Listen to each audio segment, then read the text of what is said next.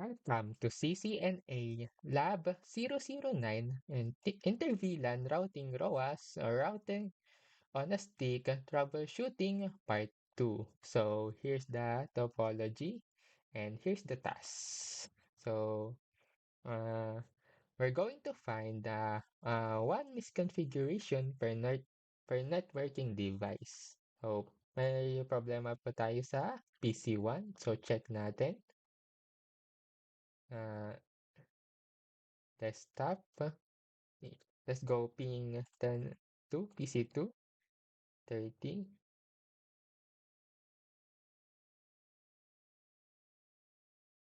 So you can see it doesn't work. Let's wait and ping PC3.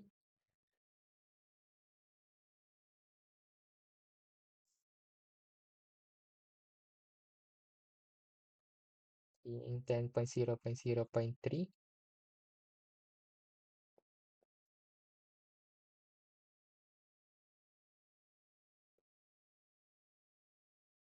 You can see it doesn't work. So PC4.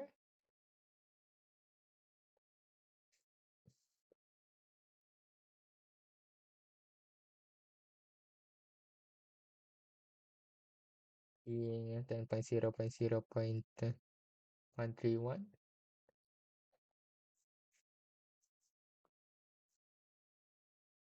It doesn't work. So, talagang ano ay hindi siya maka-communicate with other PCs. So, ang una nating gagawin ay punta sa switch 1.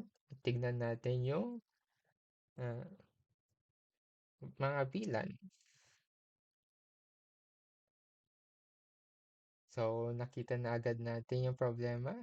So, nasa VLAN 12 siya and not VLAN 13. So, we're going to fix that. ConFT interface F01 switch switch access VLAN 13. So, exit, show VLAN ulit. So, paano nga ba natin i-remove tong VLAN 12? So, we're going to know VLAN 12, exit. So, yan. Natanggal na natin yung VLAN 12. So, let's go to switch 2. KN, show VLAN brief. Wala namang problema dito. So, going back to switch 1. Uh,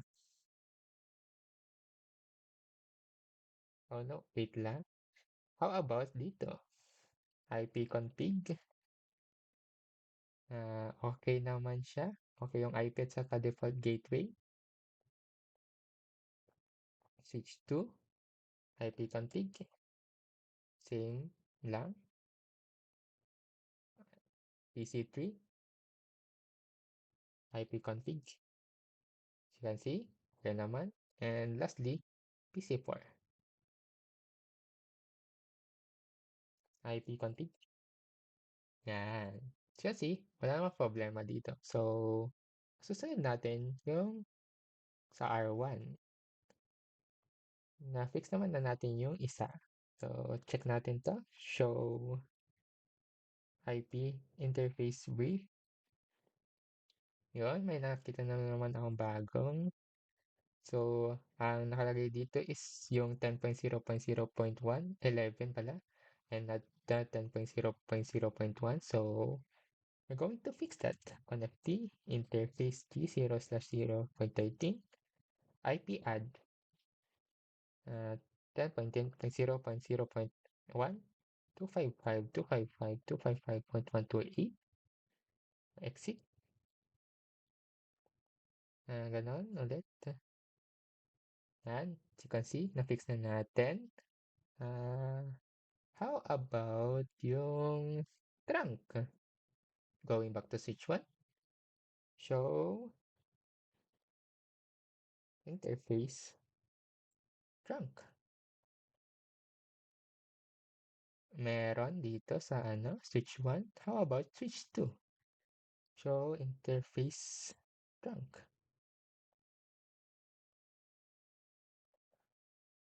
So you can see, wala. So lalagyan natin siya ng trunk. Connecting interface G01. Switch mode trunk. So check natin ulit.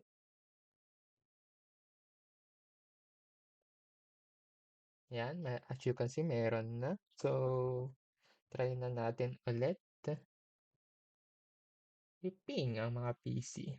So, going back, ping 0.0.0.130.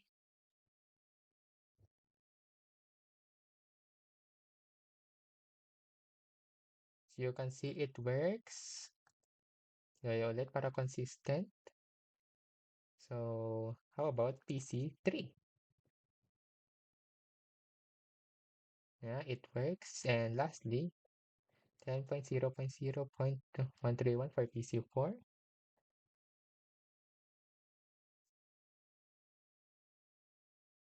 So you can see it works. Yan. So meaning na configure na natin ang hinahanap nating problem para sa solution na solution para sa problem na ito. So thank you for watching.